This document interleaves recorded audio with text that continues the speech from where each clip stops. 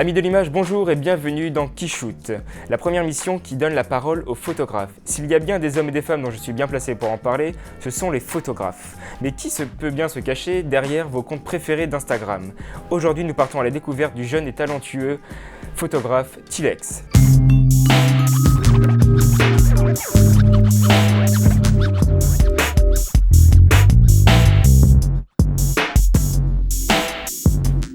Tilex, bonjour et bienvenue dans Qui Shoot. C'est un plaisir de te recevoir aujourd'hui. Merci d'avoir répondu à mon invitation. C'est très simple, pour commencer, j'ai fait une biographie de toi. Par contre, je suis un petit peu feignant sur les bords, j'ai pas eu le temps de la finir. Commençons tout de suite par la biographie à trous de notre invité.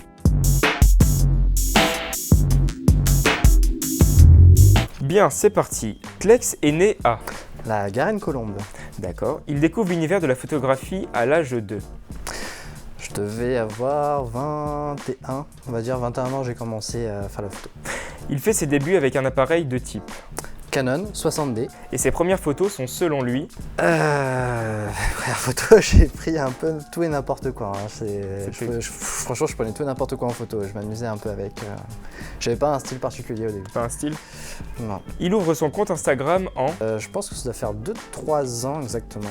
D'accord. Qui totalise aujourd'hui un nombre de followers supérieur à... Je suis à 7,3K. Donc 7300 et quelques. D'accord. Félicitations. Ce compte devient la vitrine de son univers qu'il qualifierait de... Alors je suis beaucoup plus dans le portrait, donc portraitiste globalement.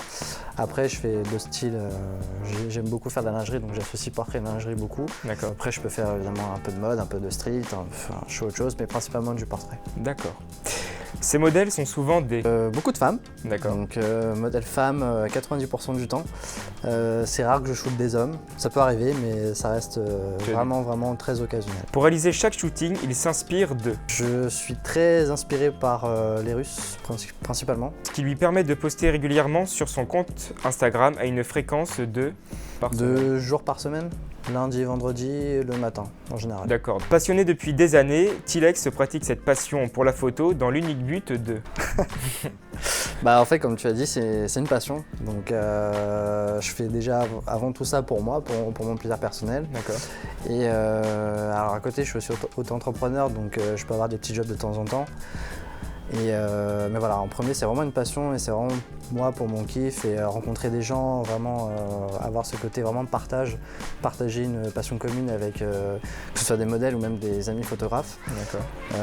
Puis une équipe styliste, maquilleuse, s'il y a. Moi, j'aime beaucoup le fait de pouvoir partager avec les gens, connaître leur travail, savoir comment ils travaillent et savoir comment on peut chacun apporter quelque chose. Après de nombreux modèles qui sont passés devant son objectif, là où le modèle qu'il rêve de shooter serait...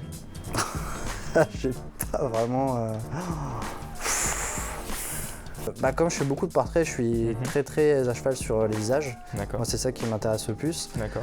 Donc, faut vraiment qu'il y ait un truc qui m'interpelle. Et je suis assez difficile d'ailleurs dans mes choix. Parfois, je suis en contact avec des modèles qui sont pas forcément en France ou quoi, mais où j'aime énormément leur profil et je me dis, voilà, si jamais tu passes sur Paris, ce serait cool quoi, que je t'ai dans mon book parce que voilà, ça pourrait m'apporter un plus. Donc ça va, tu t'en es plutôt bien sorti. Ça y est, maintenant on a une biographie complète de Tilex.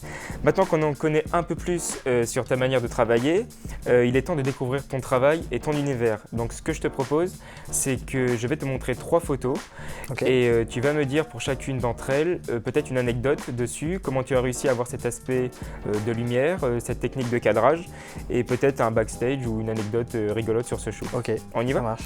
C'est tout de suite dans l'anecdote. Bien, alors on va commencer tout de suite par la première photo, donc elle s'affiche actuellement à votre écran, c'est celle-ci. Peux-tu nous dire quelles ont été tes inspirations? Donc c'est une photo assez récente de ton Instagram que tu as postée il y a quelques jours. Ouais.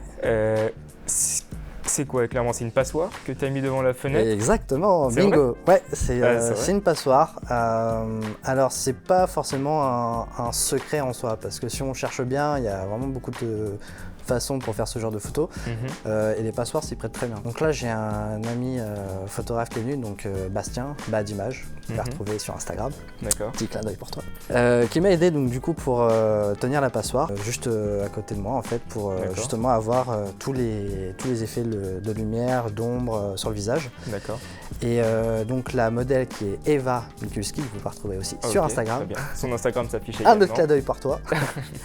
Voilà, donc s'y prête au jeu aussi pour ça. Et non, franchement, c'est très facile à faire. Ouais. Effectivement, si vous voulez un côté peut-être un peu plus orangé, on va faire ça peut-être pour le coucher du soleil.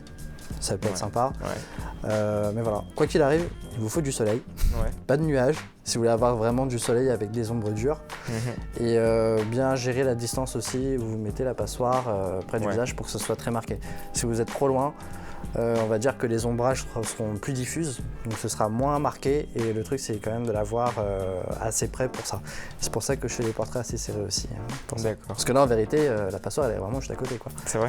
Elle est à peu près à là. Comment as-tu réussi à faire ces lumières? Alors ça, donc c'est pareil, c'est un truc que vous pouvez trouver très facilement et c'est assez simple. Il vous faut juste déjà avoir un fond noir et un rétroprojecteur. Il faut que le rétroprojecteur déjà soit sur le côté, pas de face. Ouais, d'accord. Après des formes géométriques, ça peut être n'importe quoi, hein. Là pour le coup c'est un quadrillage tout simplement. Donc voilà, ça c'est en studio, donc fond noir et puis voilà, rétroprojecteur sur le côté, ça marche très bien. D'accord.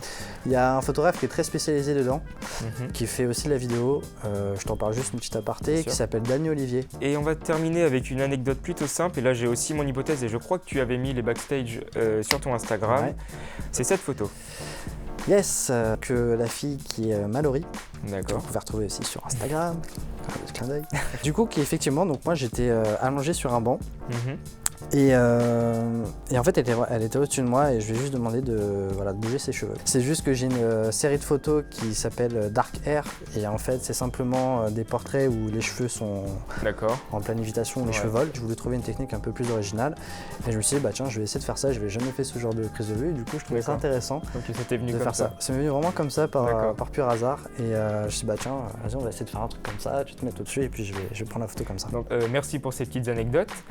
Maintenant, avant de passer un petit exercice avec toi, j'aimerais qu'on parle d'un deuxième compte Instagram que tu détiens, qui s'appelle Raconte ton histoire. Quel est l'intérêt de Raconte ton histoire? Alors, Raconte ton histoire, donc c'est un compte que j'ai créé il n'y a pas très longtemps, ça fait quelques mois. Donc en fait, ce compte traite de manière anonyme toutes les histoires qui tournent autour de la photo. Donc quand je dis histoire, c'est vraiment tout ce qui va être harcèlement, agression sexuelle jusqu'au viol, etc. Et en fait, les gens peuvent m'envoyer des messages en privé, me raconter leur histoire, ce qu'ils ont vécu, que ce soit détaillé ou pas, peu importe. Je veux simplement pas qu'il y ait de nom, pas du photographe, et quoi qu'il arrive, je ne divulgue pas le nom de la personne qui m'envoie le message. Personne ne sait qui. J'encourage les gens qui m'envoient des messages à aller porter plainte parce que voilà, il y a des situations qui sont vraiment très graves. C'est pas pour les accompagner dans cette démarche, c'est plutôt pour recueillir des témoignages, pour dire aux gens, bah voilà, regardez ce qui se passe. Faites attention. Faites attention à vous. Ça peut aider aussi ces gens à faire un premier pas. Peut-être après, plus tard, porter plainte. Si jamais il y a des gens en commentaire qui les encouragent à le faire, peut-être qu'ils vont le faire. Une fille aujourd'hui ou un garçon, peu importe, quelqu'un qui veut faire un shoot, quelles sont les préventions à prendre? Quelles sont les questions à poser au photographe justement pour pas encourir ce genre de mauvaises expériences? Alors, déjà regardez un peu le style de photo que la personne fait, déjà ça peut vous aider un petit peu. Si après le style vous plaît, bah voilà, rentrez en contact avec, voyez comment la personne discute avec vous, si elle n'est pas trop entreprenante entre guillemets, s'il n'y a pas de drague, de sous-entendu, voilà, faites attention, n'hésitez pas même à venir accompagner lors de shooting. Moi je sais que si les gens veulent venir accompagner, il n'y a aucun problème. Il ne faut pas que vous arriviez le genre de shooting et que le photographe vous dit bon bah si on faisait du nu. Pour terminer, j'aimerais faire un exercice avec toi. Ça fait des années que tu fais des photos avec des modèles et est-ce que tu es déjà passé devant l'objectif? Donc est-ce que ça te dirait de jouer au photographe photographié?